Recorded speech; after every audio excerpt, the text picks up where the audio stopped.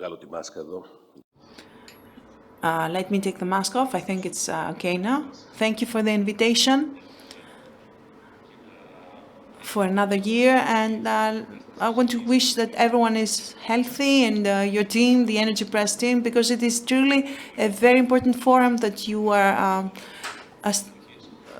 organizing, and with a high degree of participation. We are jealous that we cannot actually sit for the entire thing. We have to go to the parliament, but you have doing something very important here, and I want to congratulate you. Unfortunately, it's a very critical time that we're having this discussion. It's an energy crisis that we're going through. The high prices are threatening the sustainability of our households and the businesses. But as a country, we are also still in the midst of the economic crisis. There's a lot of, in the midst of the health crisis. And I have to say that we have made a lot of mistakes there, and that also creates problems for the economy. Of course, in Greece, the matter of the price increases is not something new. The first choice that the government of Nea Demokratia did 2 years ago was to increase prices. And the way that they saved the power corporation there, having the consumers paying for it, has led to more increases for the use of oil, for the RES, and has created a high price in the market, and we need to keep that in mind. The choice to increase prices limited competition, and that did not benefit the consumers. And that's a different strategy than the strategy that we had and that we have. We think that the government needs to lower prices, so we have a different strategy. And of course, that was not the only case, the only incident from Nea Demokratia. The balancing market also experienced an increase. We had price manipulation incidents, and it's something that we discussed in the parliament, the fact that the government of the country does not participate, does not take any action when we have such complaints about price manipulation, about trusts being created, monopolies. But this situation, I think, will become worse in the future through the crime of privatization. But it's not just a Greek matter, I must say. It's something that Europe is facing. And aside from the matters of the contracts and the price that some of you know better than I, we also have a political deficit in Europe. Greece is trying to deal with its problem. And now we are facing this price increase when we were already had such increased prices. So Europe is not doing its best right now, because it's not just a matter of contracts and the facilities and infrastructure. It has to do with social and economic tools as well. It seems that this new liberal, I would say, model of the private companies is not successful, whereas the municipal or national schemes from Los Angeles to Munich appear to be more sustainable. In any case, we are seeing that the government has to be very strong and take action and not leave everything to the market. It's good that we discuss about things such as the vulnerability of the consumers, but we're not doing enough. The government is not hearing our pleas right now, and they do not accept the law amendment that we're proposing, based on what now the European Commission is discussing.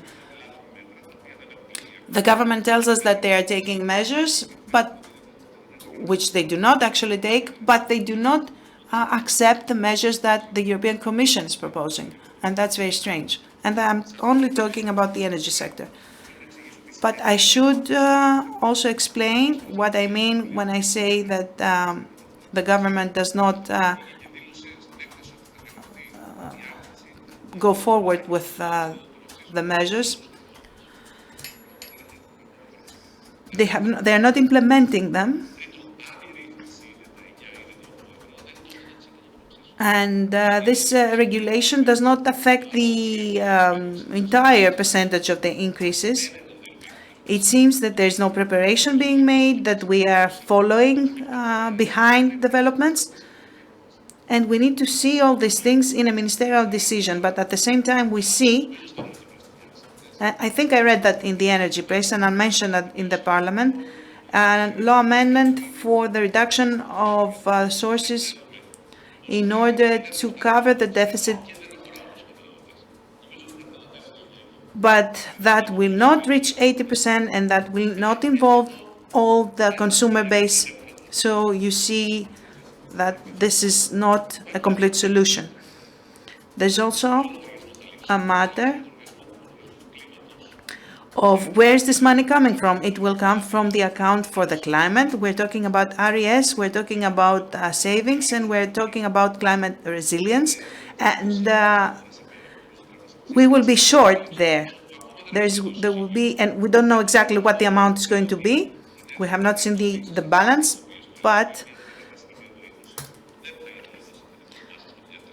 it's the RES special account is in trouble right now. I don't want to see it fail again. Mr. Staikouras has already announced a suspension for financial tools. They have announced for a very small amount that they are going to give for as an aid for to help households with the heating. But they have suspended that, and that's something that concerns us, especially because the legislation is not actually in step, in line with all this. So our concern is even higher because Mr. Hatzidakis has announced that the sources for ECO will not go to these accounts.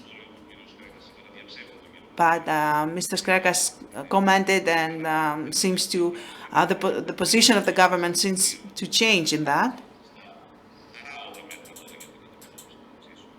We are dealing with irrational measures in order to handle this deficit, but we're also concerned about the matters of privatization that I would also like to discuss today. 100% of the monopoly of the natural gas is being sold because the Greek state cannot have a share. That's irrational. Second, 40% of the distribution grid is being sold to a fund that, as we learn from the contract, does not have a penalty clause for investment, but has a penalty clause for income, which is not an encouraging sign, not something that makes us optimistic about the future.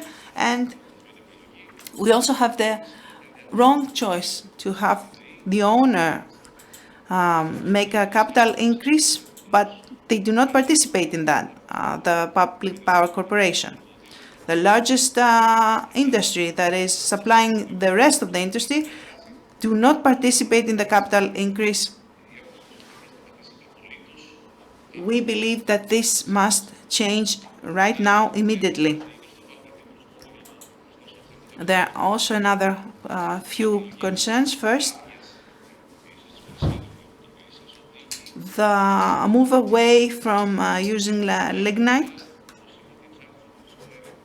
We are now solely dependent on natural gas, and now we see that this is very painful cost-wise and creates an energy insecurity. The second thing is energy storage. We are behind on that front.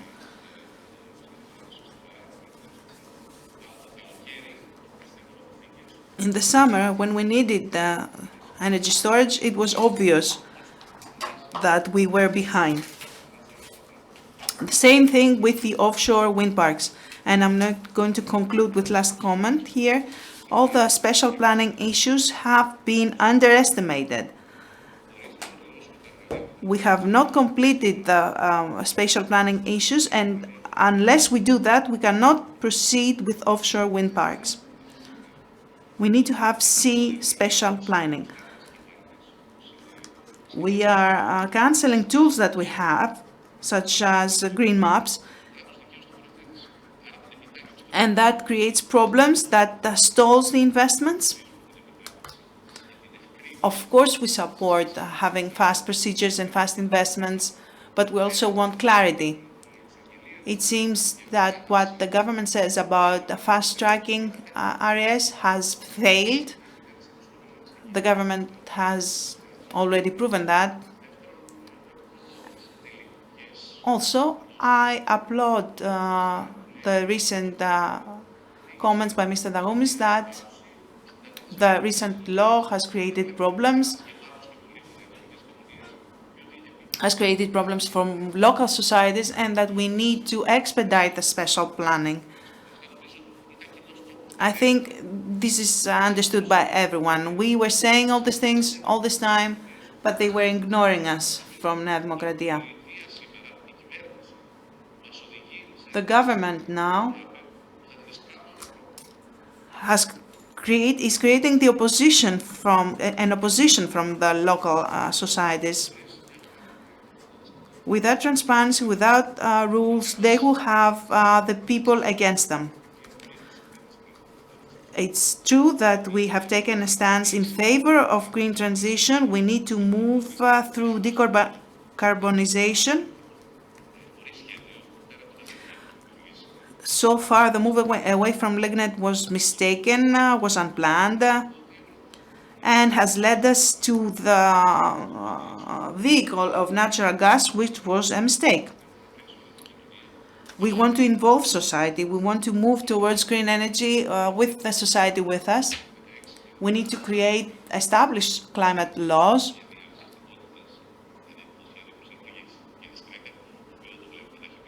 A plan for adopting the framework. We need this climate law, and we're behind on that too. We need to be accountable to the market. We need the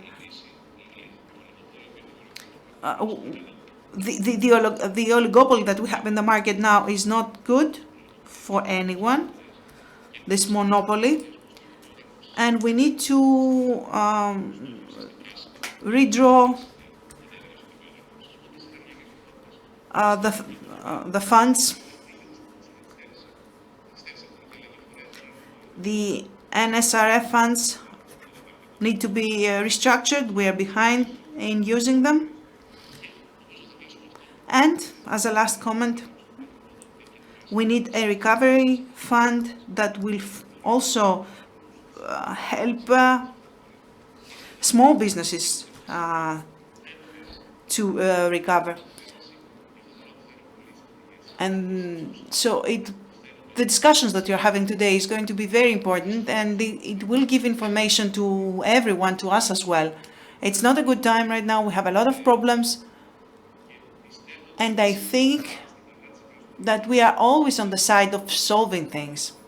Like we solved the problem with the energy and environmental plan. We are always on the right side of history in order to help everyone. Thank you very much.